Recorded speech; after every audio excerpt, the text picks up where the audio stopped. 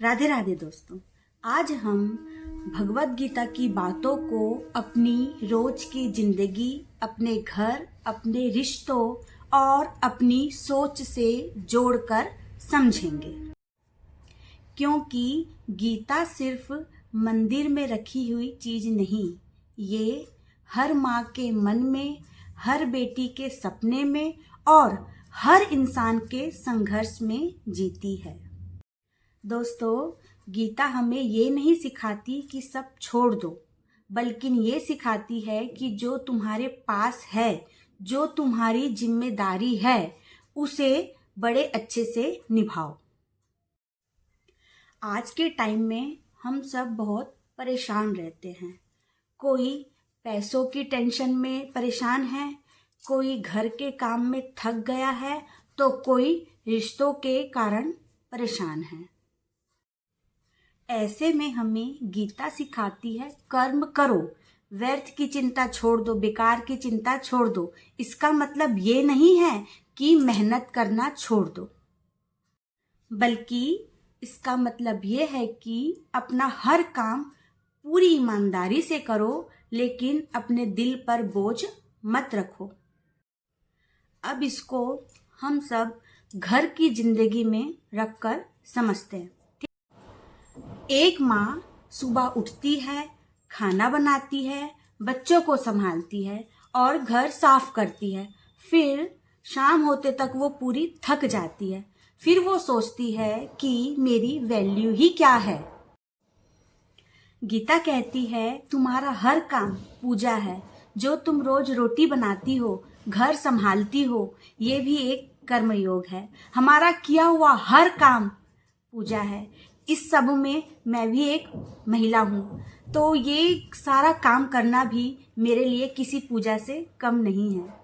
दोस्तों, आजकल हम छोटी छोटी बातों पे गुस्सा हो जाते हैं, घर में, रिश्तेदारों में बोलना बंद कर देते हैं, बातचीत खत्म कर देते हैं। लेकिन इन सब के लिए हमें गीता एक बहुत ही प्यारी सी लाइन कहती है, ध्यान से सुनिएगा।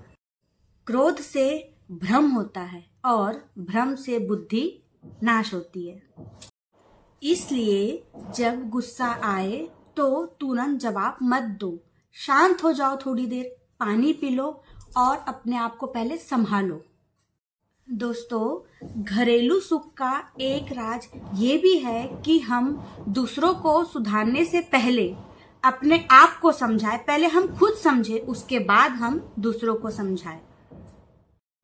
हर घर में कुछ ना कुछ कमी जरूर होती है, पर हर घर में बहुत कुछ अच्छा होता है।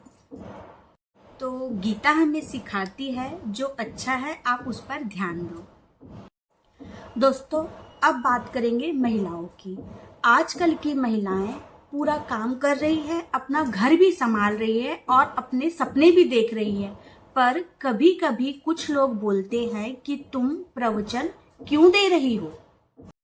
पर गीता में स्वयं श्री कृष्ण कहते हैं, ज्ञान बांटना गलत नहीं है, ज्ञान बांटना तो एक सेवा है। अगर आप घर में हो और आपका काम केवल घर तक सीमित है, तो आप अपने आप को कम मत समझना। और अगर आप बाहर काम करती है तो आप गिल्ट में मत रहना, क्योंकि दोस्तों, गीता कहती है कि हर इंसान का कर्म और धर्म अलग अलग होता है। गीता कहती है, जैसा हम सोचते हैं वैसी ही हमारी सोच बन जाती है। गीता कहती है, आज जो हो रहा है वो हमारे पुराने कर्म का परिणाम हो सकता है।